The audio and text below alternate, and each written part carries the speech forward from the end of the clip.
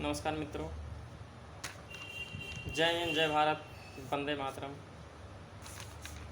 मित्रों, आज 26 जुलाई 2021 हो चुका है और 20 अगस्त 2021 को आपको पीईटी का परीक्षा है, प्रारंभिक अहर्ता परीक्षा। अगर टोटली देखा जाए तो 23 से 24 दिन बचे हुए हैं आपके प्रारंभिक अहर्ता परीक्षा में। और अब समय तो बहुत कम बचा है, लेकिन तैयारी बहुत ज़्यादा करना है। लेकिन सबसे आसान बात यह है इसमें कि जो सिलेबस दिया गया है वो सिलेबस में सारे टॉपिक को, एक एक टॉपिक को मेंशन कर दिया गया है, किस टॉपिक से और कहाँ से क्या, किस विषय से क्या क्या पूछा जाएगा। सबसे पॉजिटिव बात इसमें यही चीज़ें हैं, जिसमें आपको भारतीय इतिहास के बारे में पढ़ना है।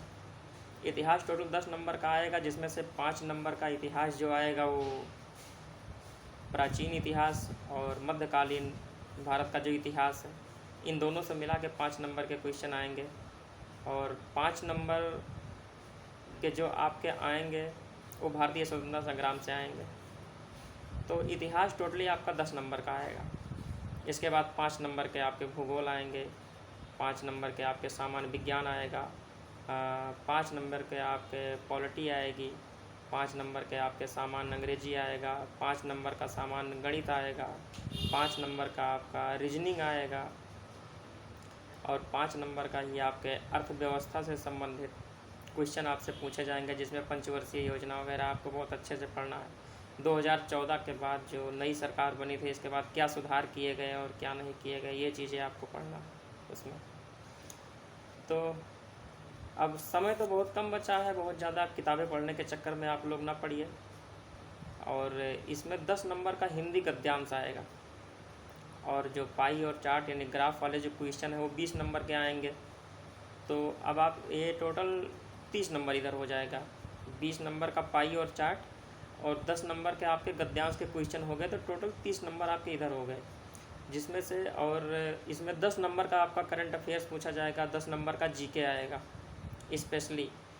तो जो जीएस के सारे पोर्शन हैं, जिसमें हिस्ट्री, ज्योग्राफी, पॉलिटी, इकोनॉमी, तो लगभग सभी तो एवरेज करेंगे, उसमें 2-4 क्वेश्चन सब लोग आगे पीछे करेंगे। अब बात रह गई सफलता और असफलता की, मेरिट में आने की और ना आने की। तो इसमें जो अंततः जो भूमिका इसमें निभाएगा ना, वो आपका 30 से 40 नंबर का जो लास्ट वाला है, जिसमें 10 नंबर का हिंदी गद्यांश हो गया और 20 नंबर के जो आपको ग्राफ और तालिका के क्वेश्चन पूछे जाएंगे। उसमें आपको करना कुछ नहीं, केवल प्रीवियस ईयर के क्वेश्चन पेपर को लेकर के आप उसको कई बार आप लगा दीजिए, उसी में से ढूंढ के आपको वही क्वेश्चन सॉल्व कर देना है और उसमें विशेष कुछ नहीं करना है। गद्यांश अच्छे से प्रैक्टिस कर लीजिए, आपका तो सारे के सारे उसमें हो जाएंगे। 10 में 10 आप कर सकते हैं, ना 10 तो 9 तो आराम से आप कर सकते हैं। पाई चार्ट वाले अगर कर लेंगे तो उसमें आसान से पूरे के पूरे कर सकते हैं, नंबर आप ला सकते हैं। 18 तो कम से कम आप ला ही सकते हैं अगर आप थोड़ा प्रैक्टिस कर लेंगे। आपका करंट अफेयर्स बचा तो करंट अफेयर्स भी आप अच्छे से पढ़ लीजिए, क्योंकि 10 नंबर का करंट अफेयर है, बहुत बड़ा मायने रखता है ये किसी भी परीक्षा के लिए निकालने के लिए। तो 40 नंबर तो ये आपका है। 40 नंबर अगर आप चाहेंगे तो बड़ी आसानी से इसमें 35 नंबर आप ला सकते हैं। ठीक है, कितना भी कम आप लाइएगा तो इसमें 30 नंबर से तो नीचे बिल्कुल मत लाइएगा, कितना भी कम लाइएगा। और इसको अच्छे से प्रैक्टिस कर लीजिएगा, क्योंकि यही लोगों को बाहर कर देगा और यही लोगों को मेरिट से अंदर कर देगा। तो इसमें तो बिल्कुल इसके साथ आप खिलवाड़ मत करिएगा, वरना ये आपके साथ जो है परीक्षा खिलवाड़ कर जाएगी, इसके साथ नहीं। और अब समय बहुत कम बचा है, बस 20 दिन आपके पास, 20-22 दिन मात्र बचे हैं। तो मैं तो आपको यही सलाह दूंगा कि अब आप पढ़ना थोड़ा कम कर दीजिए। अगर कोई किताब पढ़ रहे हैं तो पढ़ना कम कर दीजिए और इसमें प्रैक्टिस सेट आप ले आइए, और ना ज़्यादा तो कम से कम एक प्रैक्टिस सेट तो आप डेली सॉल्व करिए। और सॉल्व करने के बाद उसका एनालिसिस करिए कि देखिए आप कहाँ तक पहुँच रहे हैं, कहाँ कमियाँ हो रही, कहाँ न कमियाँ हो रही, और किस में आप अच्छा परफॉर्मेंस कर पा रहे हैं, किस में आप नकारात्मक जा रहे हैं। तो इस चीज़ों का आप एनालिसिस करिए। और एक टेस्ट सीरीज़ तो आप डेली दीजिए, और उस दिन तक दीजिए जब तक आपका पेपर ना हो जाए। तो आपके पास 20-22 दिन, अगर एक टेस्ट सीरीज़ अगर आप प्रतिदिन देंगे तो कम से कम 20 टेस्ट सीरीज़ तो आप आसानी से दे ही सकते हैं। तो अब आप टेस्ट सीरीज़ पे ज़्यादा फोकस कीजिए और टेक्स्ट बुक पे आप फोकस थोड़ा कम कीजिए, क्योंकि आपके पास अब समय नहीं रह गया। और बड़ी आसानी से इसको पास किया जा सकता है। सिलेबस इसका बहुत हल्का है।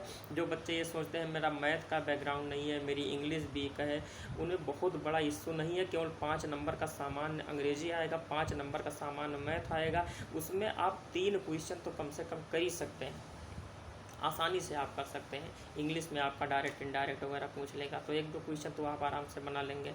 नंबर सिस्टम का हो सकता है कोई क्वेश्चन पूछ ले, पूर्णांक क्वेश्चन पूछ लेगा, पूर्णांक बनाना, तो ये चीज़ आप परसेंटेज आराम से कर सकते हैं। कोई यूट्यूब का वीडियो देख लीजिए, अगर अच्छा किसी ने डाला हो तो उसको देख लीजिए, क्योंकि समय तो बहुत कम रह गया, बहुत ज़्यादा आप पढ़ने के चक्कर में अब मत पढ़िए।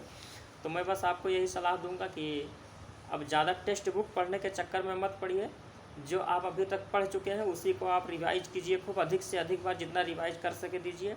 लेकिन टेस्ट सीरीज अधिक से अधिक जितना आप दे सकते हैं उतना टेस्ट सीरीज दीजिए, ताकि आपकी औकात पता चल जाए कि आप कितने पानी में हैं, आप निकलेंगे कि नहीं निकलेंगे। लेकिन हाँ, लास्ट में एक चीज़ और कहेंगे कि अगर आप परीक्षा देने जाइए और कम से कम आप 70 क्वेश्चन तो करके आइए।